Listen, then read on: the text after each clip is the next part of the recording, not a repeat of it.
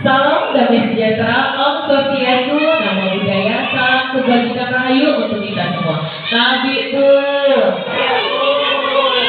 yang terhormat Ibu Kepala SD Negeri 2 Karanganyar, Ibu Eka Yunianti, terima kasih Ibu sudah dapat hadir pada kesempatan kali ini, dan terima kasih juga sudah memfasilitasi kami dan mendukung kami dalam mengikuti program sholat guru penggerak ini. Dan kemudian yang saya hormati Bapak Ibu Guru SD Negeri 2 Karanganyar, terima kasih Bapak Ibu sudah berkesempatan hadir mengikuti diskusi pada kesempatan kali ini. Nah, pada kesempatan kali ini saya akan mendiskusikan mengenai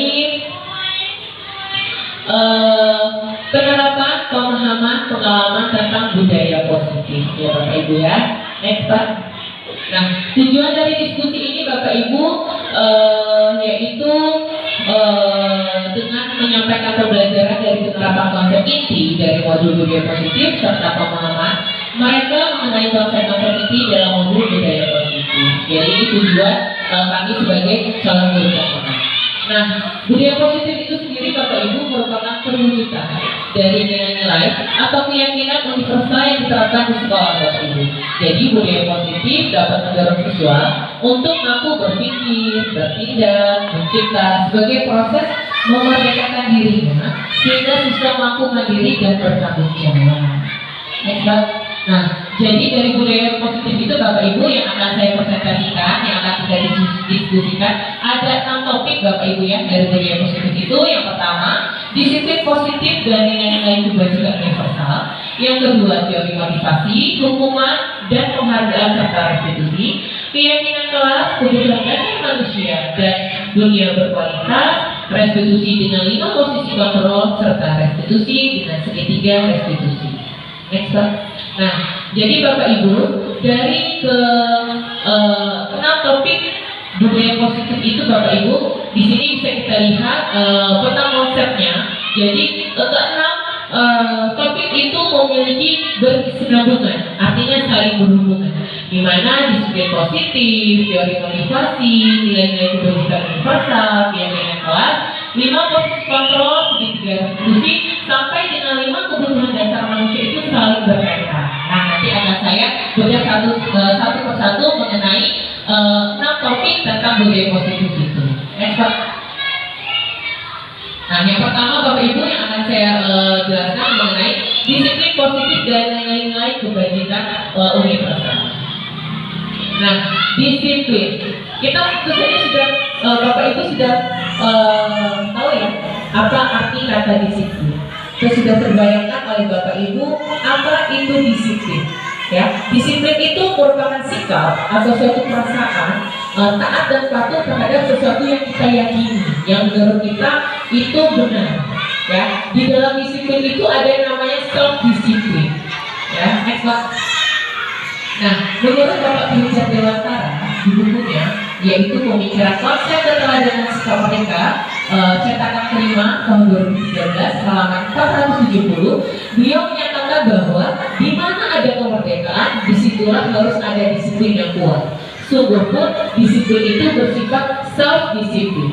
Arti kata self disiplin ini artinya kemampuan individu, ya kemampuan individu dalam menerapkan perilaku hidupnya, artinya bersifat konsisten. Jadi sesuatu yang dilakukan individu tersebut untuk mencapai tujuan hidupnya. Contoh nih Bapak Ibu, misalnya ada peserta didik kita yang nanti cita-citanya akan menjadi presiden. Nah, untuk mewujudkan cita-citanya tersebut ada yang namanya self disiplin. Ya, self disiplin ini artinya sesuatu yang konsisten. Jadi misalnya karena cita-citanya ingin menjadi seorang presiden, dia bertekad setiap hari belajar selama 2 jam. Nah, 2 jam itu ia lakukan konsisten untuk mencapai cita-citanya. Itu yang dimaksud dengan self disiplin. Nah, di self disiplin itu ada yang namanya merdeka. Nah, ini maaf ya Bapak Ibu ya kalau saya salah membacakan, karena kebetulan saya bukan orang Jawa, jadi mohon dikoreksi ya Bapak Ibu ya.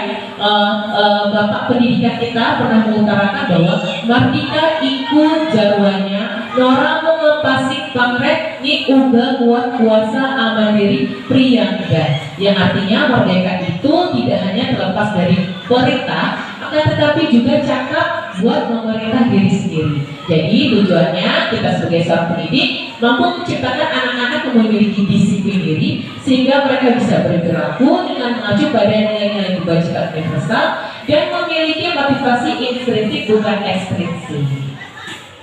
Nah, kemarin kita sudah baca di Bapak Ibu ya mengenai murid impian kita. Kita memimpikan peserta didik yang memiliki karakter profil pelajar Pancasila. Ada 6 ya Bapak Ibu ya. Yang pertama itu beriman, bertakwa kepada Tuhan Yang Maha Esa dan bertakwa, mandiri, bernalar kritis, berkebinekaan global, bergotong royong serta kreatif. Ini adalah tujuan akhir kita. Peserta didik kita memiliki berkarakter profil Pancasila. Nah ini kemudian Bapak Ibu tujuan dari disiplin positif itu sendiri agar terbentuk murid-murid yang berkarakter, berdisiplin, santun, jujur, peduli, bertanggung jawab dan merupakan pembelajar sepanjang hayat sesuai dengan standar kompetensi lulusan yang kita harapkan. Next Pak. Nah, yang kedua kita akan belajar teori motivasi, hukuman, penghargaan serta restitusi. Nah, ada 3 jenis perilaku, 3 jenis motivasi yang Bapak Ibu yang belum kita ketahui. Yang pertama untuk menghindari hukuman, mengharapkan tujuan atau imbalan. Yang ketiga menghargai nilai-nilai kebajikan diri sendiri. Next, Pak. Nah, ini Bapak Ibu. Sekarang kita akan belajar tentang hukuman atau konsekuensi. Ya, pasti Bapak Ibu di kelas siswa yang melanggar sesuatu yang salah pasti akan kita berikan sanksi ya Bapak Ibu ya. Nah, sanksi tersebut akan kita kategorikan hukuman atau konsekuensi. Karena 2 ini berbeda Bapak Ibu. Ya, 2 ini kata yang berbeda. Di mana hukuman itu sebenarnya bersifatnya negatif, menghukum. Yang artinya nantinya siswa tersebut akan tersakiti. Dari kata hukum sendiri sudah negatif ya Bapak Ibu ya. Nah, sini kita kasih jelaskan. Tindakan terhadap suatu pelanggaran pada umumnya berbentuk hukuman atau konsekuensi. Jadi pelanggaran tersebut bisa jadi cara penyelesaiannya menggunakan hukuman atau konsekuensi. Bedanya, hukuman itu bersifat satu arah Bapak Ibu.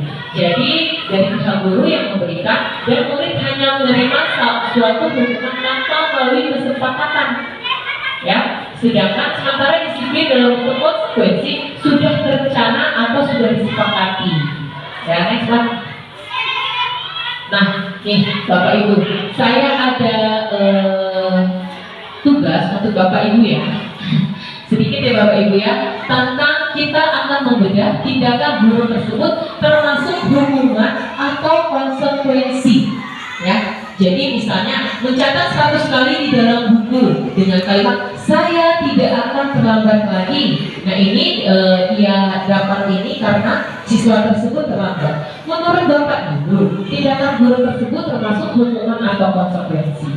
Ya, karena kalau kita tidak paham Bapak Ibu, hukuman serta konsekuensi ini mirip-mirip. Terkadang ini merupakan hukuman, ternyata konsekuensi. Karena 2 ini bersifat Bapak Ibu. Hukuman itu bersifat negatif, sedangkan konsekuensi itu bersifat positif. Nah, lalu ada lari mengelilingi lapangan basket 2 kali karena terlambat hadir ke sekolah. Nah, ada 7 poin. Saya harapkan Bapak Ibu bisa menuliskan di kertas.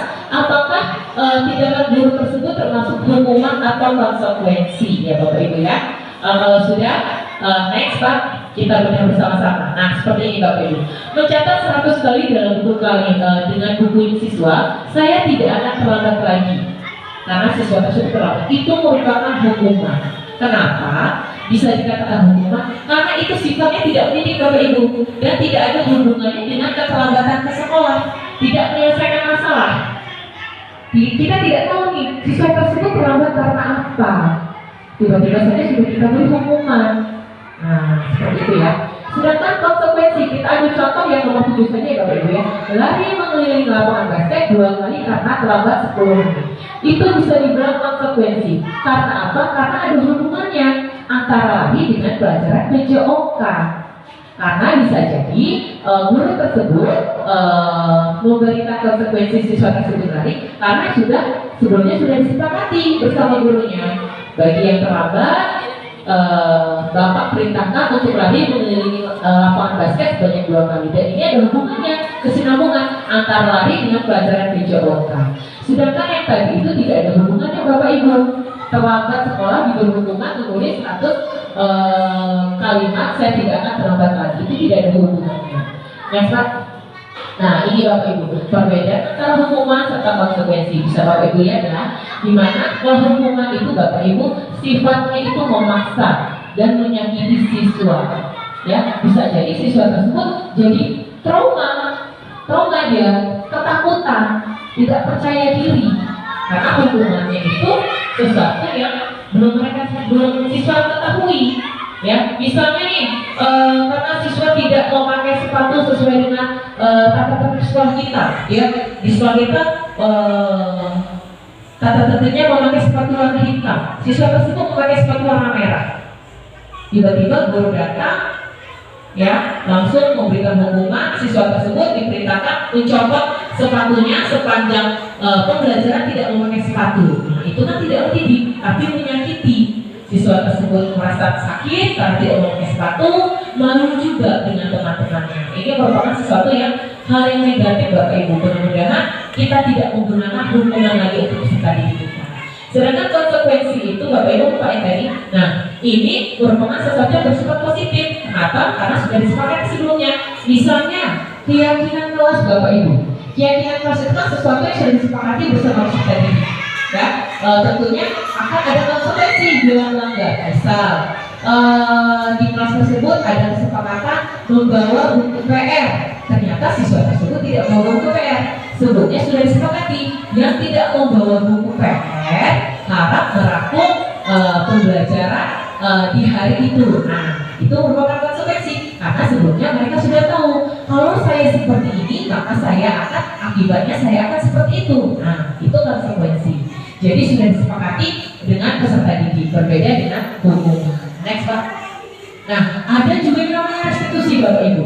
Restitusi itu adalah proses menciptakan kondisi bagi murid untuk memperbaiki kesalahan mereka sehingga mereka bisa kembali pada kelompok mereka dengan karakter yang lebih kuat. Nah, selain ada hukuman, konsekuensi, ada yang lebih baik lagi, perubahan sesuatu yang positif, yaitu restitusi yang bisa kita pakai dalam menyelesaikan masalah. Next Pak. Nah, ini Bapak Ibu ada tabel tentang perbedaan hukuman, konsekuensi serta restitusi Bapak Ibu. Di mana hukuman itu adalah identitas yang gagal, yang sifatnya negatif, tidak mendidik dan tidak berpihak kepada peserta didik. Sedangkan konsekuensi itu sesuatu yang sudah terencana, dia sifatnya netral. Ya, ada yang namanya restitusi Bapak Ibu. Nah, ini yang akan kita baca di Bapak Ibu. Restitusi itu identitas sukses disiplin yang bersifat positif, yang artinya dalam penyelesaian itu kita melibatkan siswa. Ya, contohnya seperti apa penggunaan segitiga restitusi itu nanti akan saya jelaskan.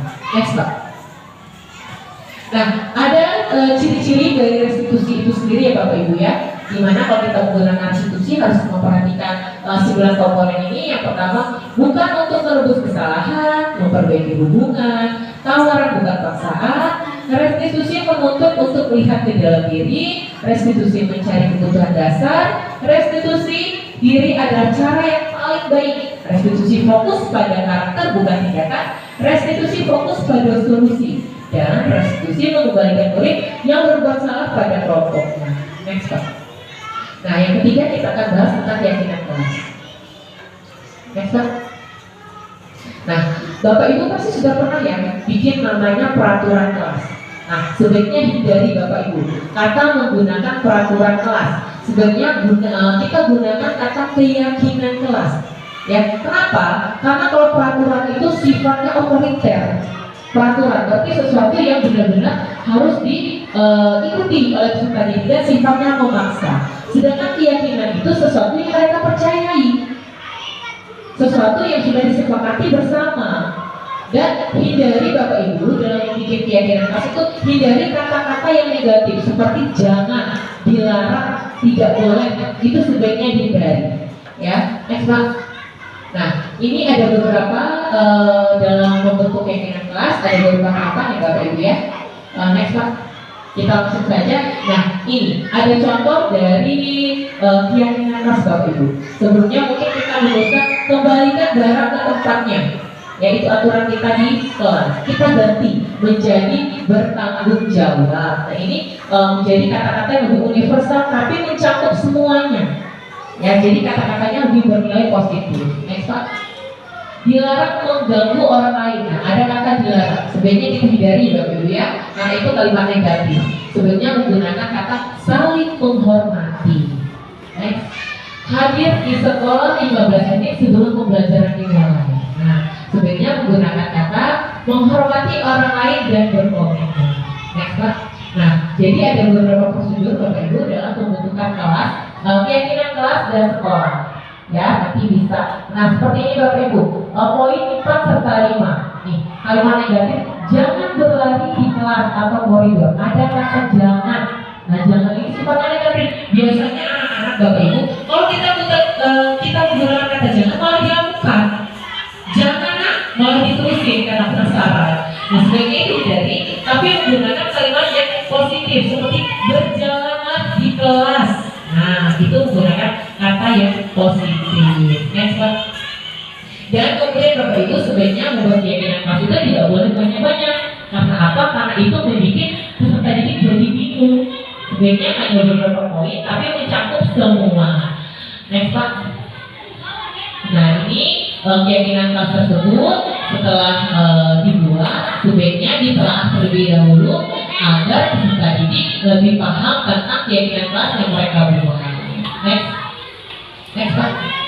Nah, yang selanjutnya yaitu tentang kebutuhan dasar manusia dan dunia berkualitas. Next Pak.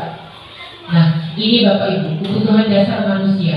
Untuk kita bertahan hidup, kita memerlukan yang namanya kasih sayang dan rasa diterima, kesenangan, kebebasan, dan penguasaan. Ini semua merupakan kebutuhan dasar seorang manusia. Ya, next Pak. Nah, di sini bertahan hidup. Artinya kebutuhan yang bersifat fisiologis untuk bertahan hidup, misalnya kesehatan, rumah, makanan. Kebutuhan biologis sebagai bagian dari proses reproduksi termasuk kebutuhan untuk bertahan hidup. Next Pak. Ada yang namanya lagi kasih sayang dan rasa diterima. Ini yang penting ya Bapak Ibu ya, karena kita makhluk sosial, makhluk yang tidak lepas dari individu lain. Tentu saja rasa kasih sayang dan rasa diterima itu penting bagi kita.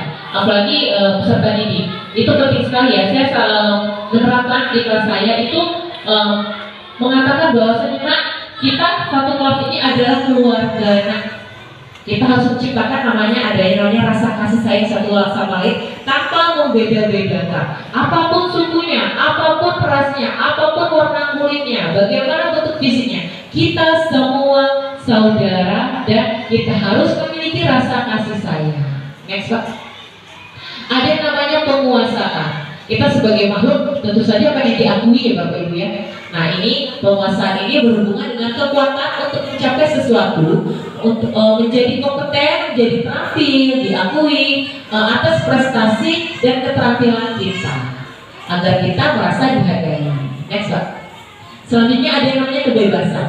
Ya, tentu saja yang bersifat positif ya Bu ya, bebas maksudnya, yaitu kebutuhan akan kemandirian, otonomi, memiliki dan mampu mengendalikan arah hidup seseorang.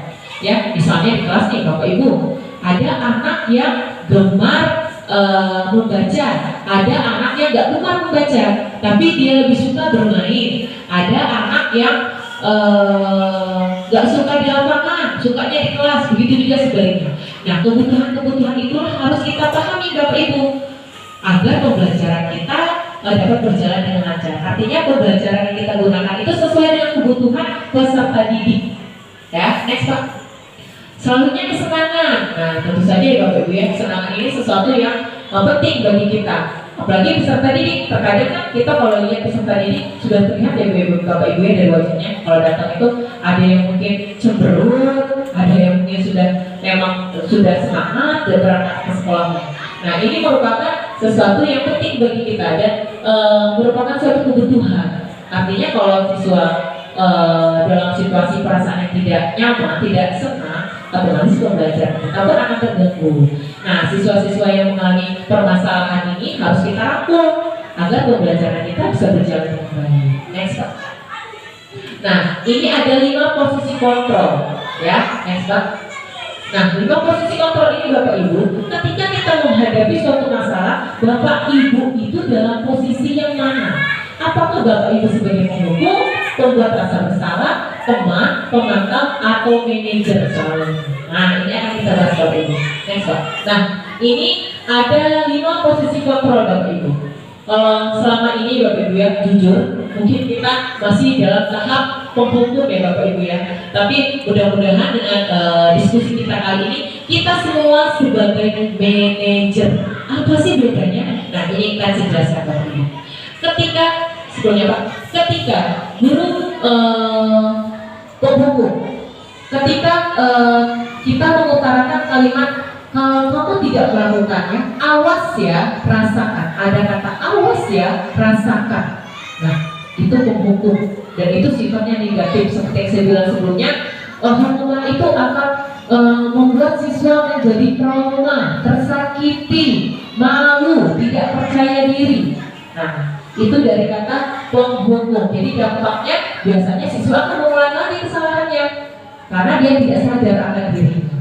Next, pembuat orang merasa bersalah. Nah, ini biasanya memojokkan Bapak Ibu. Dia sifatnya memojokkan. Jadi seolah siswa tersebut merasa bersalah. Misalnya nih, kamu seharusnya. Nah, ada seharusnya. Berarti dia termojokkan, merasa bersalah dia. Nah, selanjutnya ada kata teman. Nah, teman ini rangkul. Kita sebagai guru sifatnya merangkul bila siswa tersebut melakukan kesalahan. Ada kata ayolah. Nah, itu kata-kata yang biasa digunakan sebagai teman. Yuk nak yuk. Gak boleh kayak gitu lagi ya. Nah, itu jadi ada kedekatan. Jadi antara guru, terkadang kan kita itu ya Bapak Ibu ya, kita bisa menjadi orang tua, bisa juga terjun menjadi teman, agar siswa tersebut tidak tertekan, merasa nyaman terhadap gurunya. Selanjutnya ada kata pemantau. Nah, kalau pemantau ini hanya memantau peraturan yang sudah ada, jadi dia hanya sebagai seorang pemantau. Berapa banyak bintang yang seharusnya diperoleh, jadi memantau dia untuk mengetahui. Nah, sebaiknya kita sebagai guru itu sebagai manajer. Manajer itu artinya kita memberikan solusi yang baik kepada peserta didik kita. Seperti ada guru berkata, apa yang kita yakin, apa yang bisa kau kerjakan untuk memperbaiki masalah ini. Nah, sebaiknya kita sebagai seorang guru dari 5 posisi kontrak itu, kita itu sebaiknya sebagai manajer. Jadi tidak memukul suatu permasalahan, tapi mencari solusi bersama-sama dengan peserta didik. Next Pak. Ini ada contoh Bapak Ibu ya, nanti bisa dibaca. Selanjutnya Pak. Nah, restitusi tadi sudah saya jelaskan ya Bapak Ibu ya. Next, ciri-ciri restitusi juga sudah saya jelaskan. Nah, ini Bapak Ibu, segitiga restitusi. Ini sesuatu yang kita bisa pakai dalam memecahkan masalah siswa. Jadi tidak langsung menghukum ya Bapak Ibu ya. Ini namanya segitiga restitusi. Ini sebaiknya yang kita gunakan dalam menyelesaikan masalah peserta didik kita. Ada yang namanya memvalidasi kebutuhan, menstabilkan identitas, dan menanyakan keyakinan. Jadi ketika siswa tersebut melakukan kesalahan ini, seperti siswa datang terlambat Bapak Ibu, sebaiknya jangan langsung diberi hukuman. Kita melakukan komunikasi dulu kepada siswa tersebut, menanyakan validasi kebutuhan. Kamu tentu punya alasan mengapa melakukan itu. Jadi kita menanyakan, nah, kamu kenapa datang terlambat? Siswa tersebut kan bercerita, seperti ini Bu, misalnya saya yang biasa mengantarkan saya sakit Bu, sehingga saya jalan kaki. Nah, jadi kita bisa tahu, oh siswa terlambat itu bukan karena tanpa alasan, tapi ada alasannya. Langsung selanjutnya kita menstabilkan identitas. Nah, agar dia tidak merasa bersalah, kita menstabilkan identitas agar siswa tersebut tenang. Setiap orang pasti pernah melakukan kesalahan, nggak apa-apa. Jadi agar dia tidak takut, tidak merasa bersalah, tapi lebih ke nggak apa-apa manusia itu tidak ada yang sempurna melakukan kesalahan itu wajar. Nah, seperti itu. Selanjutnya yaitu menanyakan keyakinan. Nah, kamu kan sudah melakukan kesalahan nih, kamu terlambat sekolah. Kira-kira solusinya agar kamu tidak terlambat lagi, nah, kita harus seperti apa? Misalnya dia bilang, biar saya tidak terlambat lagi, mungkin saya berangkat Artinya biar jalannya juga antara jarak rumah ke sekolah biar ada jarak, jadi saya tidak terlambat kalau saya berangkat lebih awal. Nah, jadi kita tidak langsung ngejudge, tidak langsung menghukum, tapi kita bertanya kepada siswa tersebut, adakah solusi yang bisa ia berikan dari masalah yang ia alami. Nah, ini maksud dari segitiga restitusi tadi, Bapak Ibu. Jadi sebaiknya dalam menyelesaikan masalah sekarang ini Bapak Ibu kita gunakan yang namanya segitiga restitusi. Jadi menyelesaikan masalah dengan melibatkan siswa tersebut. Next Pak. Nah ini sama seperti Bapak Ibu ya, seperti yang saya bilang tadi tentang penyelesaian menggunakan segitiga restitusi. Next Pak. Selanjutnya. Terus habis ya. Jadi Bapak Ibu sebelumnya saya harapkan dengan pembelajaran kita kali ini kita semua jadi paham ya Bapak Ibu ya tentang keyakinan kelas, sifat-sifat positif, tentang memotivasi, kebutuhan dasar manusia, sampai dengan cara menyelesaikan masalah yang dihadapi peserta didik. Artinya sekarang kita bisa paham nih, saat siswa melanggar peraturan sebenarnya kita tidak memberikan hukuman, tetapi kita lakukan proses restitusi. Artinya menyelesaikan masalah siswa tersebut agar siswa tersebut tidak melakukan kesalahan itu lagi, dan kedepannya siswa tersebut menjadi lebih percaya diri, bertanggung jawab, dan saat dia terjun ke lingkungan, ke masyarakat luar, dia bisa tahu ketika dia menghadapi masalah, dia bisa paham bagaimana cara menyelesaikannya dengan sesuatu yang positif.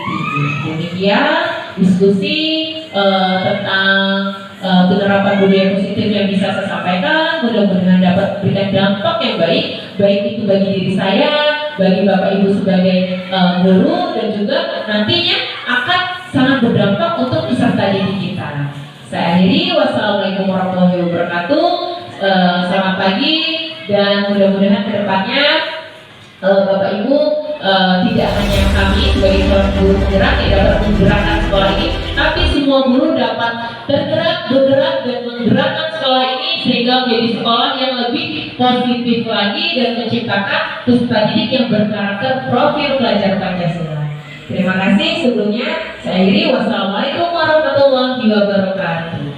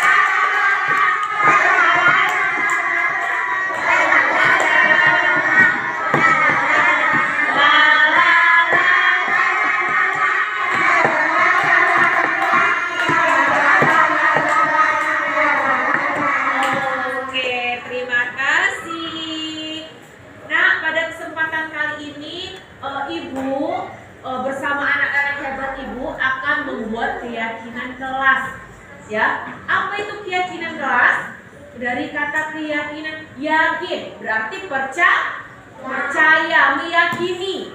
ya, meyakini dalam diri dan bertanggung jawab terhadap nilai-nilai yang kita yakini. Ya, sesuatu yang baik, pernyataan yang baik yang nantinya keyakinan kelas itu akan kita tuangkan ke dalam yang namanya kesepakatan kelas. Ya sayang ya. Jadi banyak manfaat dari kesepakatan kelas itu. Tentunya kesepakatan kelas itu harus menggunakan kata-kata yang bernilai positif. Gak boleh menggunakan kata-kata yang seperti kata tidak boleh, dilarang, itu nggak boleh. Misalnya siswa tidak boleh berkelahi, nah itu nggak boleh. Ada kata tidak boleh berkelahi, tapi menggunakan kata-kata yang positif seperti saling menyayangi. Ya, jadi keyakinan kelas itu sebuah kesepakatan yang kita buat bersama-sama sayang. Tentu saja kesepakatan itu harus kita taati. Ya, banyak manfaat dari kesepakatan kelas. Ada yang bisa menyebutkan manfaat dari keyakinan kelas itu apa? Oke, Kori, apa sayang? Kelas menjadi disiplin. Tepuk tangan untuk Kori. Siapa lagi yang bisa menyebutkan manfaat dari kita membuat keyakinan kelas? Oke, Rini. Kelas menjadi nyaman. Kelas menjadi nyaman. Good job. Tepuk tangan untuk Rini sayang. Oke. Siapa lagi? Ica. Kelas menjadi menyenangkan. Good job. Tepuk tangan untuk Ica. Sekali lagi deh. Ayo siapa yang bisa menyebutkan manfaat dari keyakinan kelas? Ataju? Kelas menjadi tertib. Kelas menjadi tertib. Oke, itu semua adalah manfaat dari kita membuat keyakinan kelas. Ya, jadi kepercayaan meyakini dalam diri kita sesuatu yang bernilai positif yang kita yakini, yang nantinya akan kita terapkan dalam kelas. Kita patuhi di dalam kelas agar kelas seperti kata temennya tadi, agar kelas menjadi nyaman ibu guru, kelas jadi tertib, kelas jadi disiplin, belajar jadi konsentrasi. Ya, yang pastinya bisa apa? Menggapai cita-cita anak. Ya nanti Bu Guru aku pengen jadi polisi. Bisa jadi polisi. Ya karena apa? Karena fokus belajar. Oke? Nanti Ibu akan bagikan sticky notes ya, kertas. Nanti kalian sebutkan menurut kalian keyakinan kelas apa yang harus kita terapkan di kelas kita. Ya, yang sesuai dengan kelas impianmu, sesuai dengan keyakinan hatimu. Bisa sayang? Bisa. Oke, jeda ya. Nah, ini sticky notes Ibu bagikan untuk anak-anak, satu lembar satu anak. Tidak perlu diberi nama sayang. Ya, kamu tulis keyakinan kelas yang kamu yakini di dalam hati. Pengennya itu belajar itu seperti apa? Pengennya itu gimana? Kamu tuangkan di sini.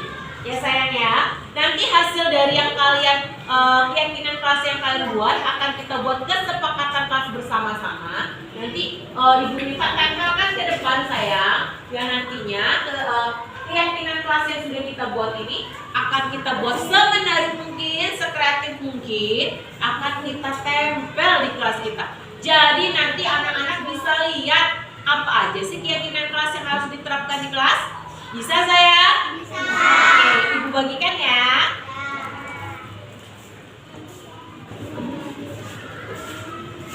Tulis di bagian yang jangan ada lemnya. Ya sayang ya. Dan nanti bisa nempel di depannya ya.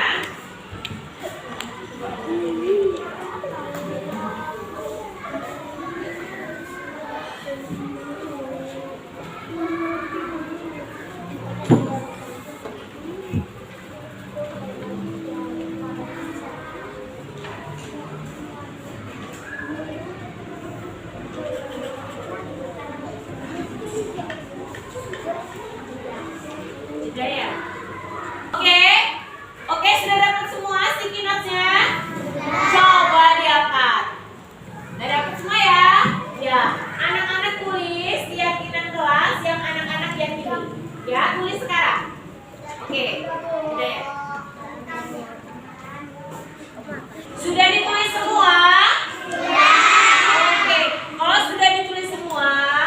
silahkan anak-anak maju ke depan, tempelkan keyakinan kelas yang anak-anak yakini di depan, tapi harus tertib.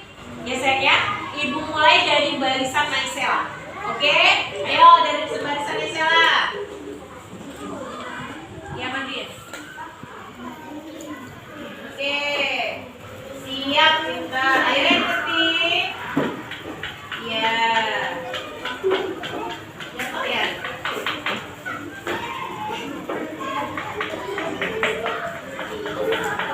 Oke, sekarang barisannya Umar. Kalian itu? Ya, tempelkan. Yang tertib sayang pelan-pelan.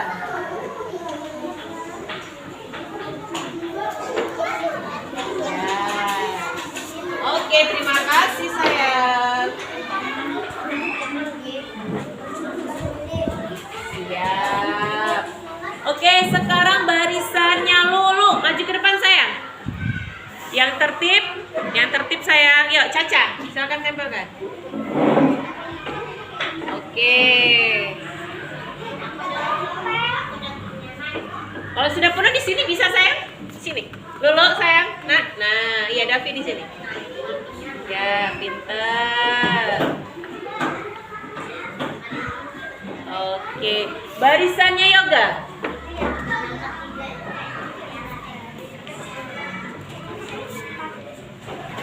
Situ aja nak.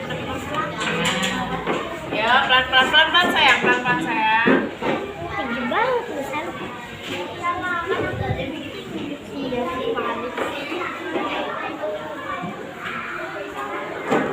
Beda ya? Agak sebelah sini ya. Oke sayang, terima kasih ya. Kita sudah membuat, anak-anak sudah menempelkan keyakinan yang anak-anak yakini di dalam hati. Ya saya sudah akan tuangkan di depan ini. Nah, nanti keyakinan kelas kita ini akan kita buat kesepakatan kelas yang nantinya akan kita terapkan di kelas kita. Ya sayangnya, agar kelas menjadi apa tadi? Disiplin, nyaman, menyenangkan, tertib. Ya, di sini coba kita lihat keyakinan kelas yang sudah buat. Ada yang bilang harus semangat belajar, oke pintar. Menjaga kebersihan, saling menyayangi, peduli dengan teman, good job. Ramah, pengen kelas menjadi disiplin, oke. Saling menolong, datang tepat waktu, buang sampah di kotak sampah. Terus apa lagi nih? Pengen kelasnya jadi bersih, oke. Membawa buku PR sesuai jadwalnya, iya pintar. Peduli dengan teman, semangat belajar, apalagi nih? Menghormati orang lain, siap pintar. Nah, dari kesepakatan kelas ini yang sudah dibuat, nanti akan kita buat kesepakatan ya sayang ya. Akan kita ambil, karena ini kayaknya ada beberapa yang hampir sama ya Naya. Nanti nanti akan kita ambil yang nantinya akan kita kreasikan kesepakatan kelas ini, nanti kita tempel ya kita tempel nanti di kelas kita supaya anak-anak setiap harinya bisa terus membaca tentang keyakinan kelas yang sudah kita sepakati bersama dan untuk diterapkan dalam diri kita ya sayang ya. Iya, oke. Terima kasih sebelumnya karena sudah semangat membuat keyakinan kelas. Mudah-mudahan ke depannya keyakinan kelas kita ini bisa kita terapkan terus di dalam diri kita sehingga anak-anak semakin semangat belajar.